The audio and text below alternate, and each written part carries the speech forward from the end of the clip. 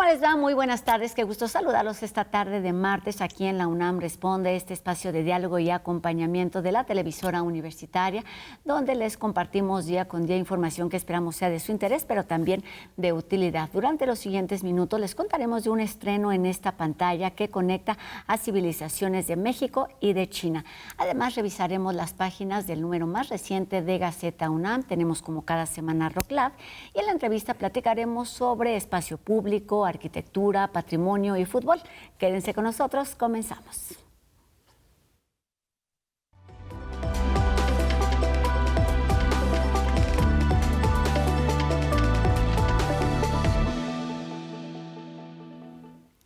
De cara al Mundial de Fútbol 2026, la Ciudad de México ha iniciado un evidente proceso de transformación en el espacio público que propone mejoras en infraestructura como la creación de una ciclovía en Tlalpan, modificaciones en la línea 2 del metro y en algunas otras también, así como la renovación de diferentes vialidades e inmuebles, como sucedió con el que conocíamos como el Estadio Azteca. Para hablar de estos trabajos, pero también principalmente de sus implicaciones sociales, arquitectónicas y culturales, damos la bienvenida esta tarde al doctor Aldo Solano Rojas, quien es profesor de la Facultad de Arquitectura de nuestra universidad. ¿Cómo estás, Aldo? Hola, muchas gracias por invitarme. Pues bienvenido a la UNAM Responde. Tenemos mucho que decir y muchas perspectivas en torno a lo que ocurre con los preparativos al Mundial de Fútbol, pero una de ellas es la arquitectura. ¿Qué es lo que tiene que decirnos sobre lo que está pasando a partir de ya y desde hace algunos meses? Pues bueno, yo creo que de todas las intervenciones al espacio público que se están haciendo, con motivo del Mundial, yo creo que se están haciendo de la manera menos adecuada. Digamos que se celebra que se haga una nueva ciclovía, en el caso de Calzada de Tlalpan, se celebra que se dé mantenimiento al metro, pero no es lo que se está haciendo, ¿no? No es novedad que el metro necesitaba mantenimiento.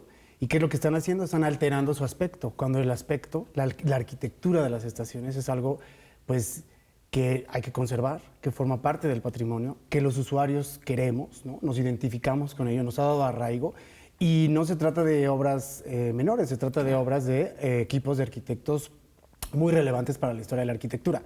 En el caso de Calzada de Tlalpan, por ejemplo, se pone una ciclovía con esta idea de que las ciclovías son buenas y son felices. Yo la celebro, yo mismo soy ciclista, pero se están instrumentalizando para blanquear el espacio público, para higienizarlo, para desplazar a las trabajadoras sexuales, para, digamos que, higienizar ciertas zonas según los intereses digamos, policiales del Estado y sin ninguna consideración al uso previo del espacio público.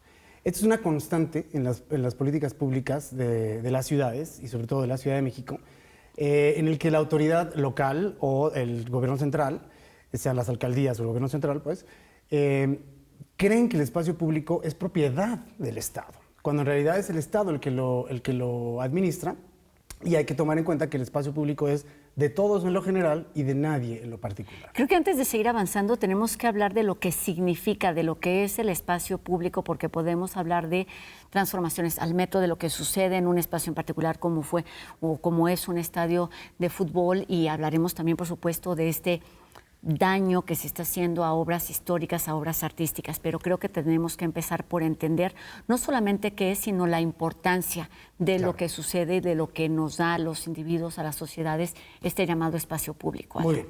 El espacio público es, digamos, todo lo que está afuera, lo que no es dentro de un edificio, y que es, como lo dije, de todos en lo general y de nadie en lo particular. Por lo general es administrado por el Estado, ¿no? Cambiar las farolas, los baches, pintar las calles, etc. Pero todos formamos parte del espacio público. No hay un solo ciudadano que no participe del espacio público, por más que no se quiera bajar del coche. El espacio público, a pesar de que está hecho de concreto, metal, vidrio, las fachadas, los árboles, es un sistema muy, muy delicado. Y por lo general, las intervenciones que se le hacen muchas veces son permanentes, ¿no? Si tú le quitas el camellón a una calle para hacerle eje vial, es muy difícil regresar. Que regreses eso, ¿no? ese camellón.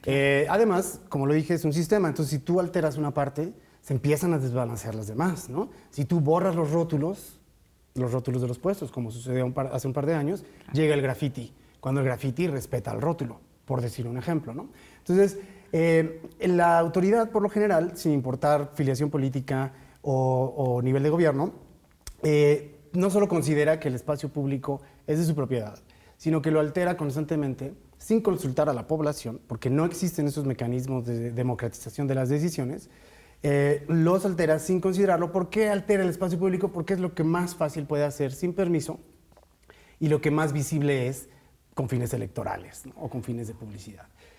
Muchas veces vemos que por la misma ignorancia de qué es lo que construye el espacio público y a quién le compete, a quién le importa, ¿no? ¿Qué es lo que la sociedad quiere del espacio público? Esa misma ignorancia que surge del distanciamiento entre la autoridad y el usuario común del espacio público, pues se toman estas decisiones completamente arbitrarias, completamente impopulares y que además van en contra de la conservación de la historia y el patrimonio histórico-artístico. Para allá iba, porque además de estas acciones que se toman por no sabemos qué razones y que impactan de forma directa en los habitantes, en la ciudadanía, hay un factor que debemos considerar y que ha estado también en la agenda durante las últimas semanas, que tiene que ver las afectaciones a obras, a espacios que son consideradas o son reconocidas por su valor arquitectónico, por su valor histórico, por ese valor intangible. Claro. ¿Cómo entender esto? Porque no se está considerando ese valor que ya es reconocido, digamos. No se trata solamente de cuestión de percepción, que por supuesto no es una cosa menor, sino que ya tiene un reconocimiento. Claro, pues nuevamente, es gravísimo que muchas de estas, digamos, de estas destrucciones se tienen que detener ya empezadas porque se hace un escándalo, porque los usuarios nos damos cuenta que están alterando cosas. ¿Esto por qué sucede? Porque la autoridad no presenta un plan de trabajo. Vamos a hacer esto. La autoridad no consulta a historiadores del arte, arquitectos, etcétera, sino que simplemente dicen, vamos a destruir los vitrales de la línea 2. Exacto, es eso. Porque no nos gustan, porque ya están muy viejos, sin saber que son obra del arquitecto Enrique del Moral, ¿no? Que es un arquitecto muy importante para el movimiento moderno, cercano colaborador de Mario Pani, con él hizo la torre de rectoría, etcétera.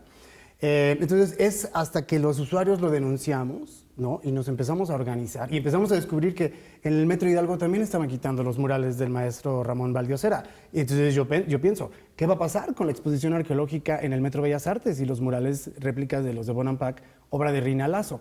Entonces esto hace ver que la autoridad ignora por completo su propia colección, su propio acervo de arquitectura moderna. Sí, exactamente, la ignora.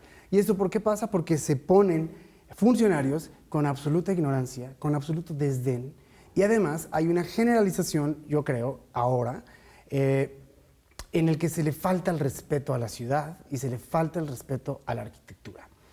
¿A qué me refiero? El ejemplo, la línea 1 del metro, la línea rosa, ¿no? Hay una renovación, una idea de renovar la línea, cuando lo que se necesita son nuevos trenes, más eficiencia, mayor capacidad, ¿no? Mayor velocidad. Claro, funcionalidad. Nadie estaba quejándose de las estaciones. Lo que se necesita es darle mantenimiento, ¿no? Cuidar las goteras, limpiar, etc. Se forran entonces de paneles metálicos que no hacen ningún bien.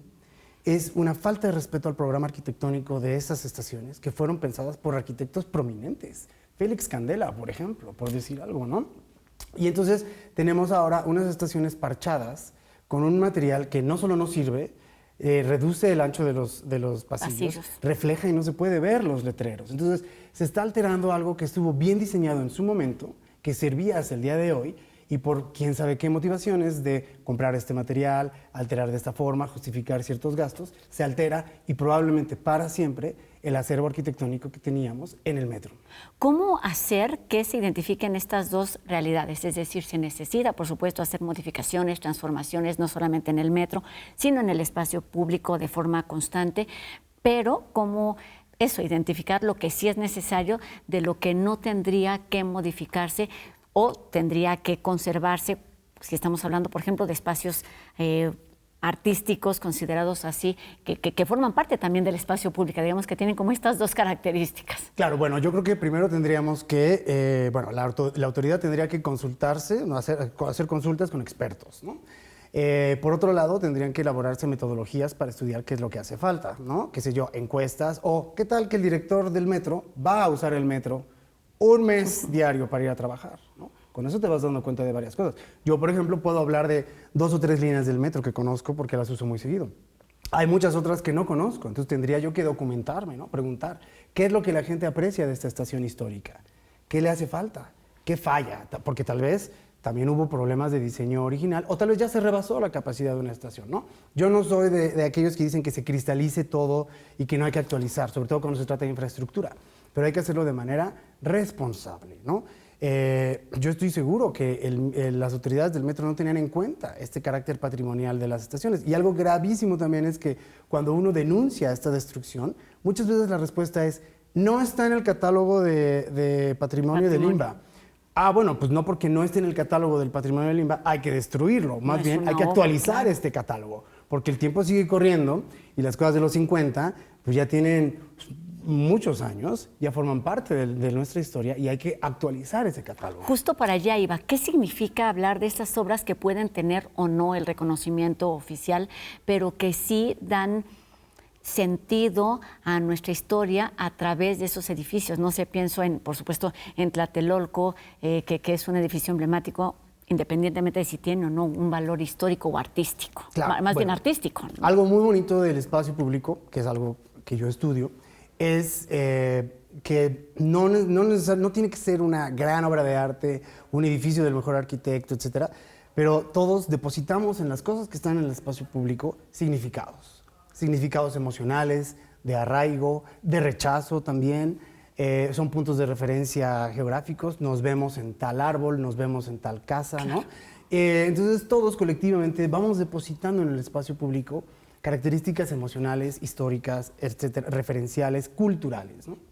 Entonces nos damos cuenta que compartimos cosas, a pesar de que no usemos las mismas partes del espacio público. Seguramente tú y yo compartimos el gusto por las jacarandas cuando están floreando, ¿no? Claro. O el metro, por ejemplo, ¿no? ¿Quién no se ha quedado de ver en el reloj del metro, ¿no? O prefieres usar cierta estación, el metro Etiopía, por ejemplo, que es muy bonito, ¿no? Entonces, creo que si se toma en cuenta eso, y si hicieran verdaderas consultas al público usuario, es decir, a todos, ¿no?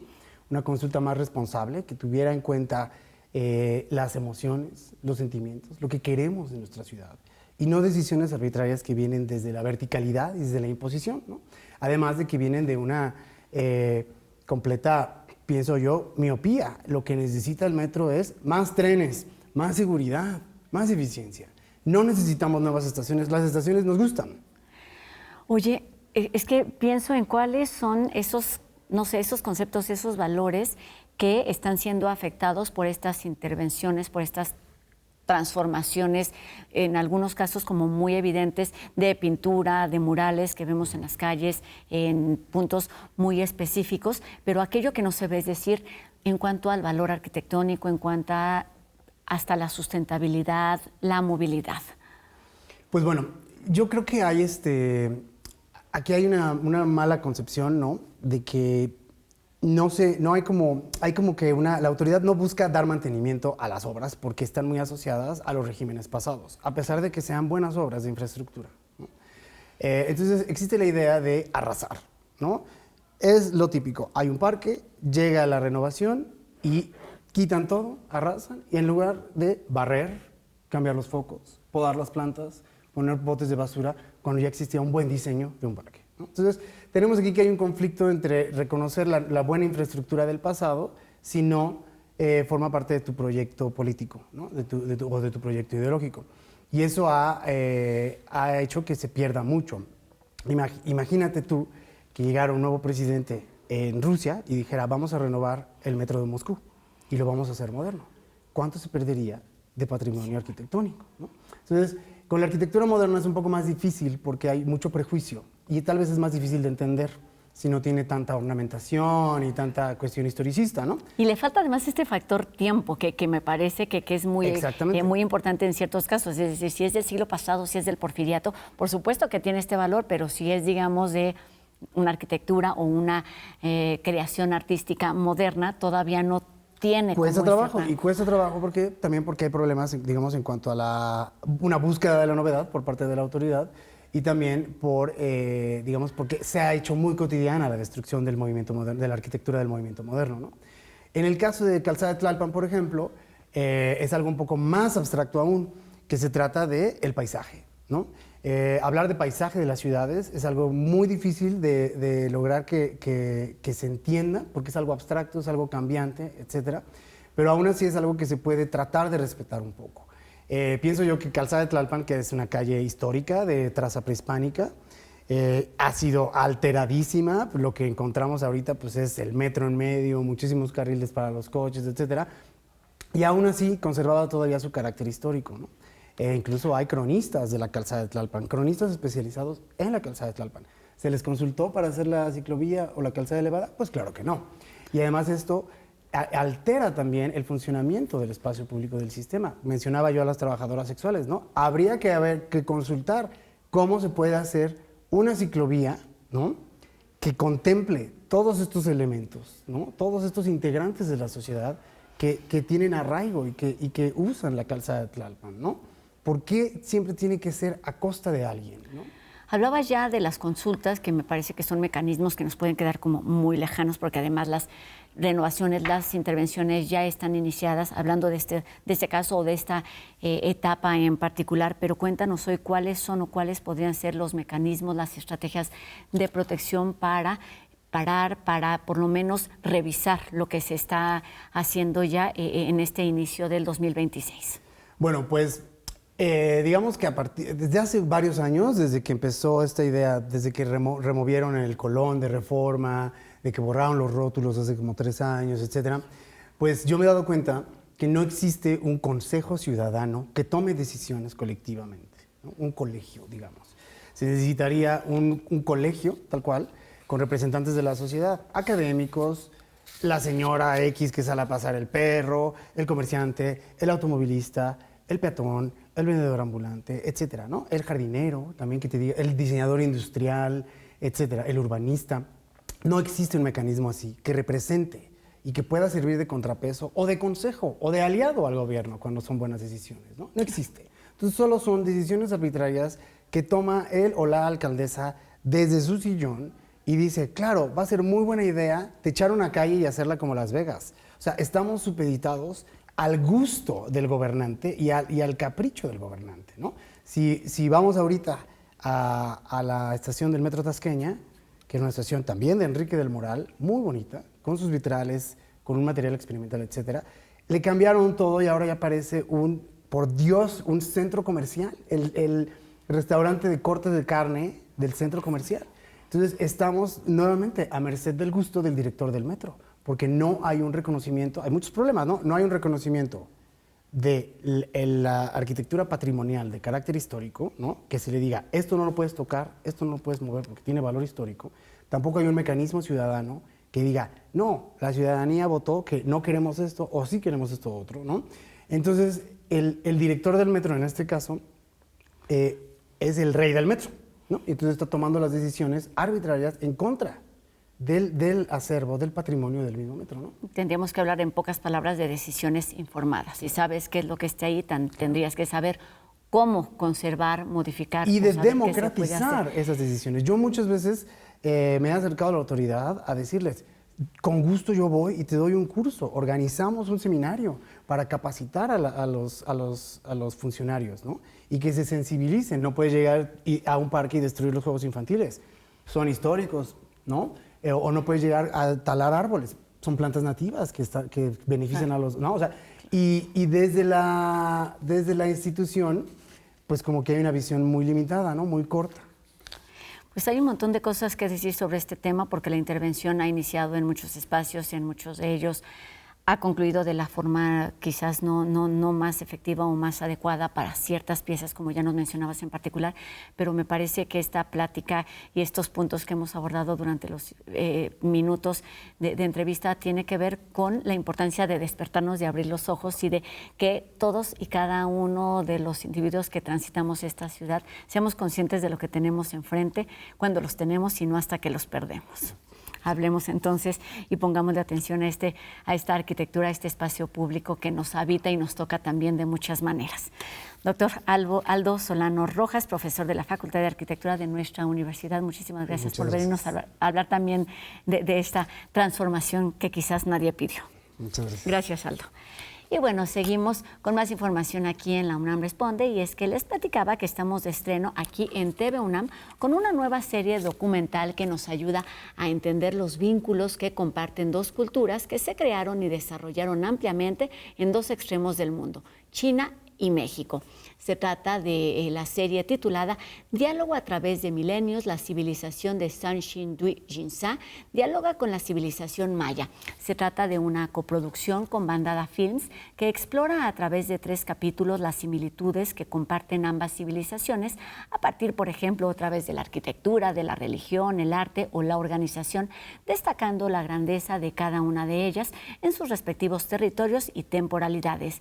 Estos 3 capítulos serán transmitidos por TV UNAM los miércoles de abril. Se trata del 15, 22 y 29 de este mes en punto de las 17 horas, así que no se pierdan esta nueva serie aquí en TV UNAM. La misión Artemis II y la llegada a la Luna inspiran la portada más reciente de Gaceta UNAM. Ahora les compartimos algunos contenidos que podemos encontrar en las páginas de este lunes.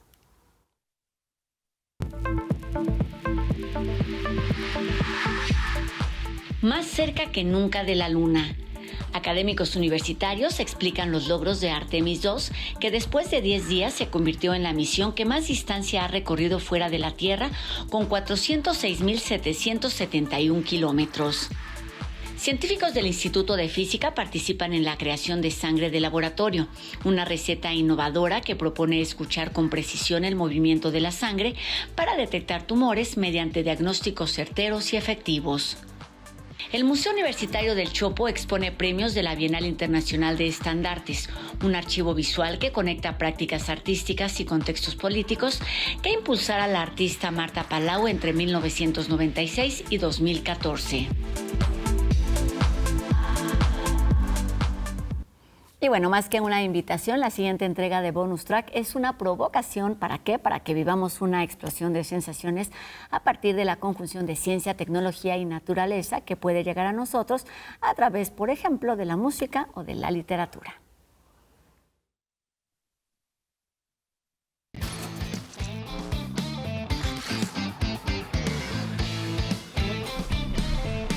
Bonus Track. En el espacio no hay aire, no hay viento y tampoco un medio físico que pueda transportar las vibraciones del sonido. Hay un silencio absoluto y sin embargo se escucha. Los objetos celestes producen, además de luz, ondas de radio y emisiones electromagnéticas que pueden ser captadas por nuestros instrumentos en forma de datos. Estos datos son procesados y convertidos en sonidos audibles a través de un proceso que se conoce como sonificación. Por ejemplo, el murmullo del campo magnético de la Tierra, el eco de ondas gravitacionales que viajan a través del cosmos y el suspiro de las nebulosas más espectaculares. Con la tecnología adecuada, el universo se convierte en una sinfonía de frecuencias. El telescopio Hubble recopiló datos de la luz infrarroja y ultravioleta emitida por la nébula Helix. Se asignaron tonos más graves a la luz roja y tonos más agudos a la luz azul. El resultado es un suspiro cósmico como nada de este mundo. Las emisiones de radio detectadas por los radiotelescopios provenientes de pulsares, estrellas de neutrones que giran rápidamente y emiten pulsos rítmicos, también contribuyen con su ritmo a la sinfonía universal. Así que, aunque en el espacio nadie pueda oírte gritar, la verdad es que el universo está lleno de sonidos. Solo hay que saber cómo escucharlo.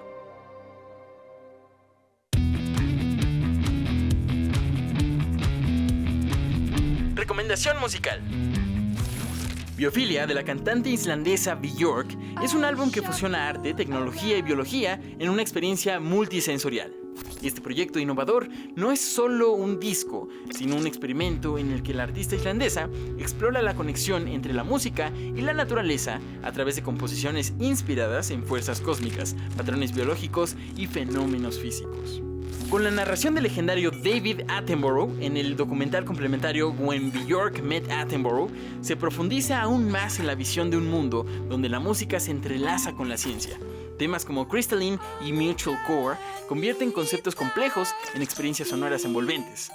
Una obra imprescindible para quienes buscan algo más que música.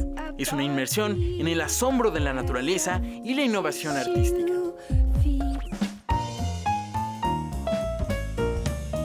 recomendación literaria.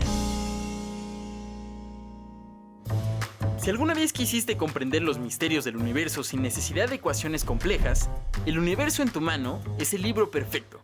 Christoph Galfard nos guía a través de un fascinante recorrido por el cosmos con una narrativa envolvente que hace que la ciencia se sienta como una aventura. Desde el Big Bang hasta los agujeros negros, desde la mecánica cuántica hasta la posibilidad de universos paralelos, cada concepto es explicado de una manera clara y visual, como si estuvieras viajando a través del espacio-tiempo. Un libro ideal para quienes quieren maravillarse con la inmensidad del universo y comprenderlo de una forma accesible y emocionante. Bonus track. Con estas diferentes provocaciones terminamos nuestro programa de hoy y agradecemos por supuesto a Nancy Cruz su participación en la interpretación de lengua de señas mexicana. Y a todos ustedes los invitamos a que nos escriban a través de nuestras redes sociales para que nos hagan llegar sus dudas, sus comentarios y también los temas que les gustaría que aquí abordáramos. Sigamos haciendo juntos La UNAM Responde y nos vemos aquí mañana a 2:30 de la tarde, por supuesto, en TV UNAM. Mi nombre es Rosa Brizuela. Adiós.